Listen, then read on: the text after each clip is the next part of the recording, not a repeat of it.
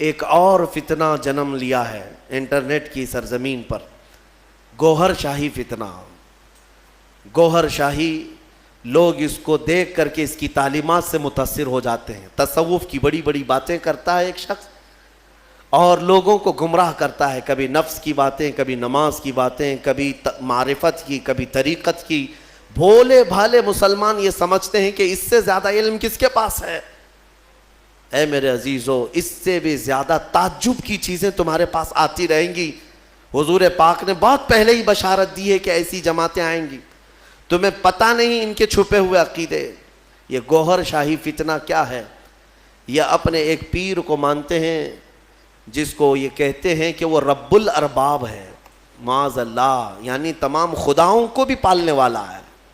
وہ پتہ نہیں کون سے خداؤں کو پالنے والا ہے، لیکن ان کا عقیدہ یہ ہے کہ وہ رب الارباب ہے۔ یہ لفظ ہے، میں نے سنا ہے، کھلی ہوئی، یہ کھلا ہوا ارتداد ہے، ان کا اسلام سے بھی تعلق نہیں، اور لوگ اس کو تصوف کا بادشاہ سمجھے بیٹھے ہوئے ہیں، کہتے ہیں ہم کو سیدھا راستہ مل گیا۔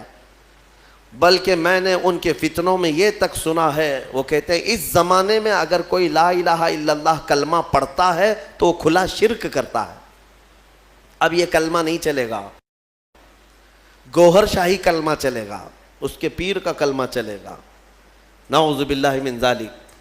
نبوت کا بھی قریب قریب دعویٰ انہوں نے کیا ہے۔ اور جانتے ہیں یہ گوہر شاہی جو ایک فرقہ ہے، ریاض نام سے کوئی ان کا گرو گھنٹال ہے، اس کو اس بڑی پیمانے پر مانتے ہیں کہ یہ تسبیح میں کیا پڑھتے ہیں؟ ہم تو سبحان اللہ کہتے ہیں، وہ سبحان الریاض کہتے ہیں، نعوذ باللہ من ذالک۔ میں بھولے بھالے سنی مسلمانوں کو سمجھانا چاہوں گا کہ صرف جو دکھنے والی چکا چوند ہے اس پر مت چلے جانا۔ ان کا چھپا ہوا زہر اتنا خطرناک ہے کہ تم بے ایمان ہو جاؤ گے، کفر کی موت مر جاؤ گے، تمہیں پتہ بھی نہیں چلے گا۔ ہو سکتا ہے 90 باتیں ان کی اچھی لگتی ہوں، تصوف کی، طریقت کی، معرفت کی، لوگوں کو کا دل موہ لیتی ہیں باتیں، انسان کے اندر کی حقیقت بتا رہا ہے، انسان کے عروج و ارتقاء کی منزلیں بتا رہا ہے، انسان کے برزخی زندگی بتا رہا ہے، تو لوگوں کو نیا پن اچھا لگتا ہے، اٹریکٹ ہوتے ادھر چلے جاتے ہیں، لیکن تمہیں پتہ نہیں اس اٹریکشن میں آپ کب کے دین کھو بیٹھتے ہو، ایمان چلا جاتا ہے۔